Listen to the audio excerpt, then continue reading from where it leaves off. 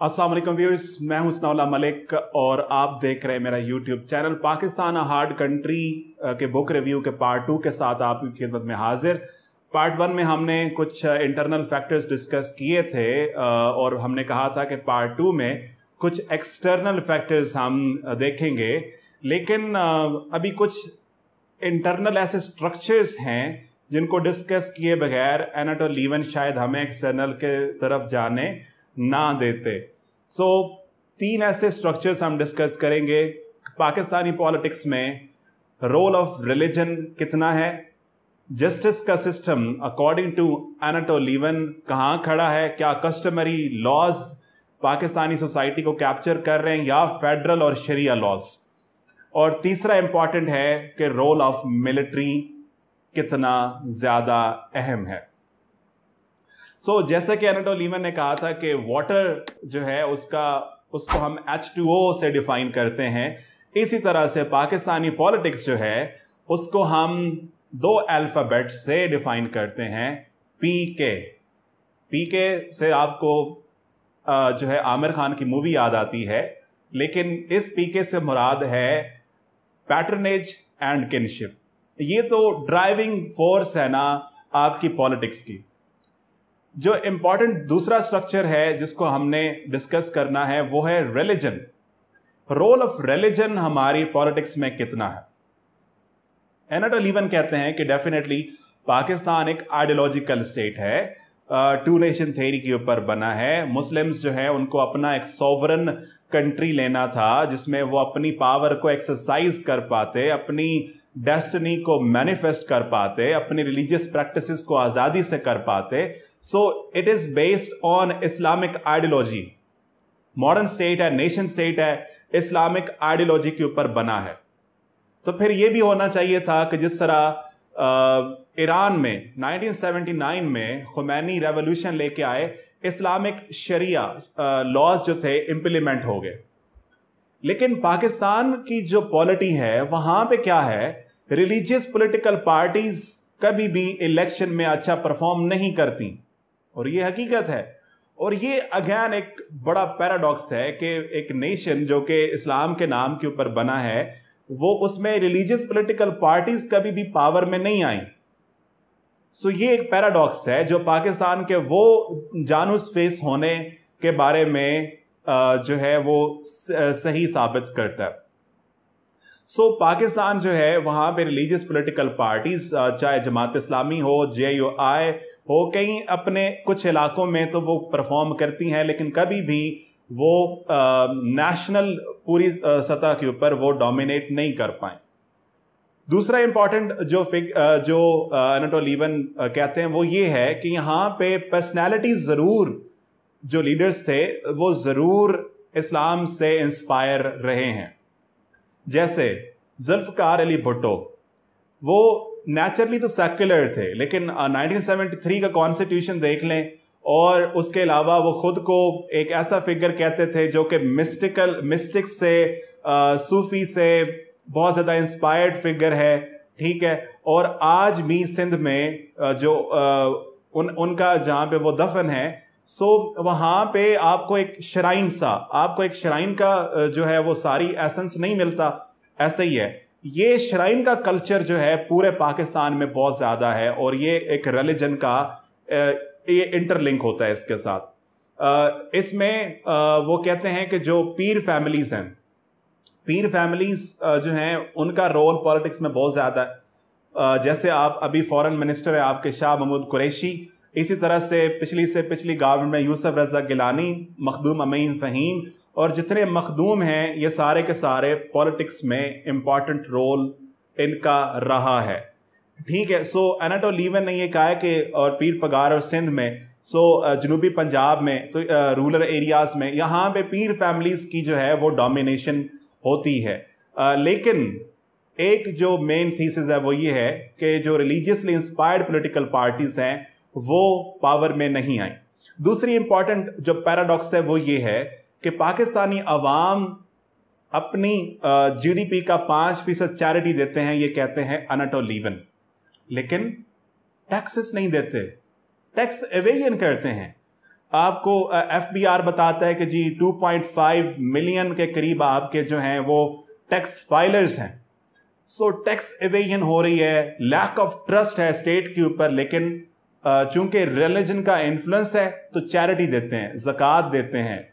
ठीक है, सो ये एक पैराडॉक्स बताता है कि रिलीजन का इन्फ्लुएंस पाकिस्तानी पॉलिटिक्स के ऊपर कितना है। ठीक है, सो जो लोग हैं वो टैक्सेस नहीं देते और जो है वो चैरिटी जरूर देते हैं। सो एक तो हमारा था रिलीजियस स्ट्रक्चर, दूसरा है जस्टिस का सिस्टम।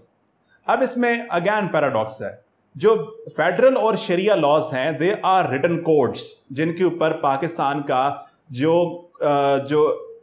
जस्टिस का सिस्टम है वो बेस करता है।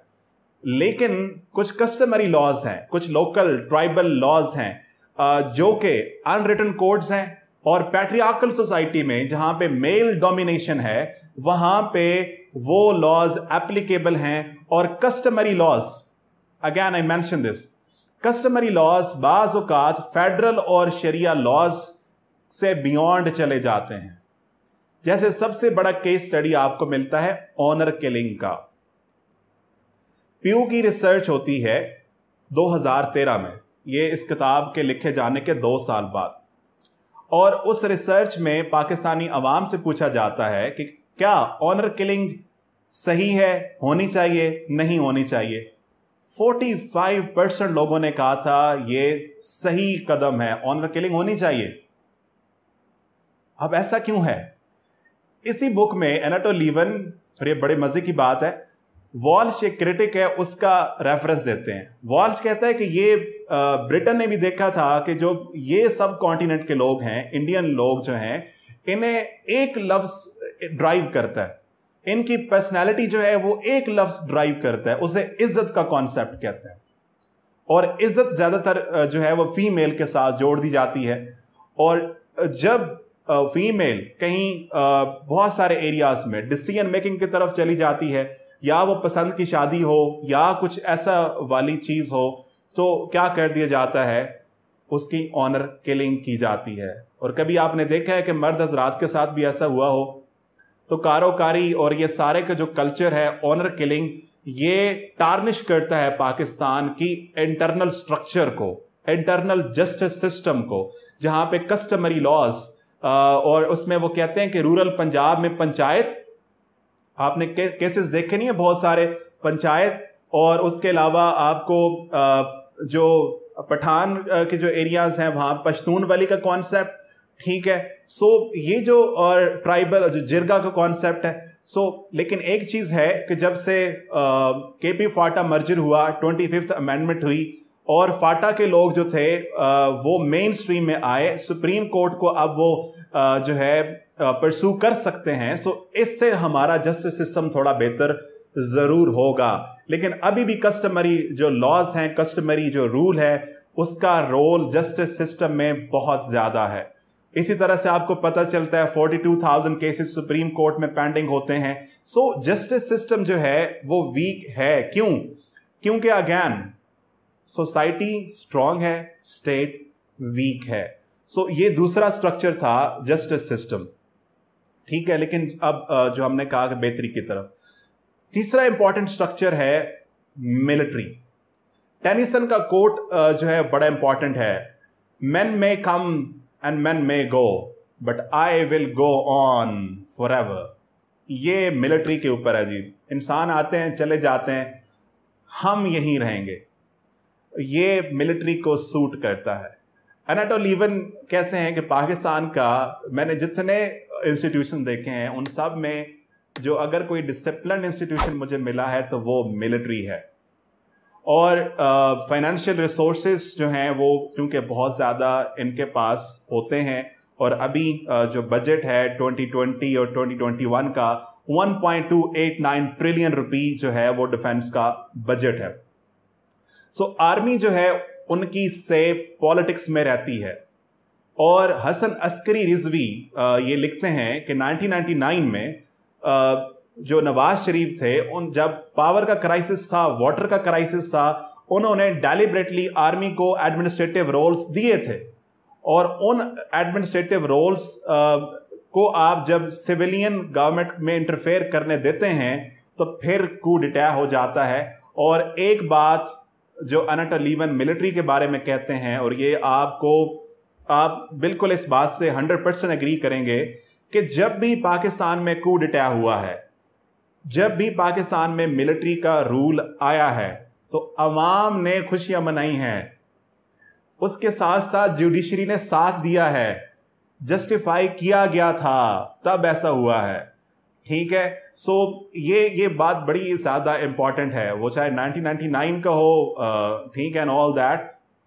सो एक जो इंपॉर्टेंट बात है वो ये है, जस्टिस सिस्टम में एक बात जो थी वो इंपॉर्टेंट ये थी कि एक और रह गई थी कि 2007 की जो लॉयर मूवमेंट थी, उसको वेस्ट में देखा जाता था कि ये शायद डिक्टेटोरियल रूल के अगेंस्ट और एक इम्पॉर्टेंट कदम था जो कि उठाया गया था, और उसमें अगेन पाकिस्तानी जो पॉलिटिकल जो लोग थे उन्होंने उसमें पार्टिसिपेट किया था। सो मिलिट्री का जो पॉलिटिक्स में रोल है वो इस वजह से भी है क्योंकि सिविलियन गवर्नमेंट अपने सारे डिजास्टर मैनेजमेंट में एंड ऑल दैट इतनी केपेबल नहीं है।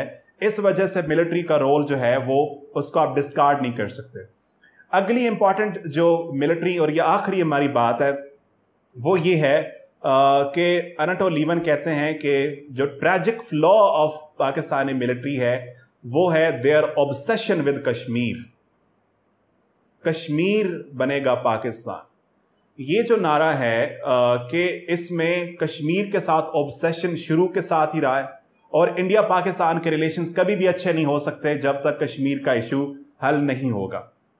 आखिरी बात ये है कि, और ये स्टेट का नैरेटिव बिल्कुल नहीं है, अनाटोली लीवन कहते हैं कि जब 1979 और 1989 के डेकेड में अफगान वॉर और इसमें पाकिस्तानी जो रोल था उस वजह से जब सोवियत का डिपार्चर हो गया, तो अनाटोली लीवन कहते हैं कि पाकिस्तानी मिलिट्री को और ये एस्टैब्लिशमेंट को लगा कि हम शायद ऐसे ही कश्मीर को भी फतह कर लेंगे, लेकिन ऐसा नहीं हो सका ड्यू टू वेरियस रीजंस।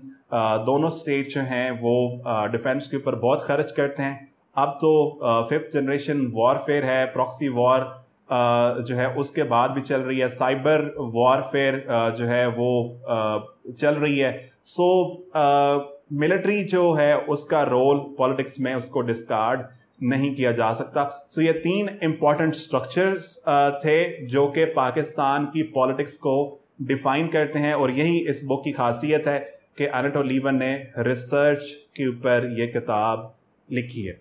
आखिर में हम सिर्फ यही कहेंगे, और ये जनरलाइज सी बात है, कि अगर इंसान की ज़िंदगी में एक डेफिनेट ऑब्जेक्टिव रहे, अगर इंसान की ज़िंदगी में एक पर्पस जब तक रहता है, वो हमेशा सुबह उसे उठना जो है वो आसान हो जाता है, उसका सारा दिन उस पर्पस की तलाश की खातिर जो है वो गुजर जाता है। और जो भी इंसान इस पर्पस की खातिर लगे हुए हैं उन्हें अल्लाह की ज़ात हमेशा उसका रिवॉर्ड ज़रूर देता है। सो अपनी कैपेसिटी में जो भी आप कर रहे हैं ज़रूर करते रहिए, और नॉलेज की क्वेस्ट जो है वो जारी रहेगी। And at the end channel को ज़रूर सब्सक्राइब कर दें। मिलते हैं अगली वीडियो के साथ। This is Sanaullah Malik signing off. Thank you.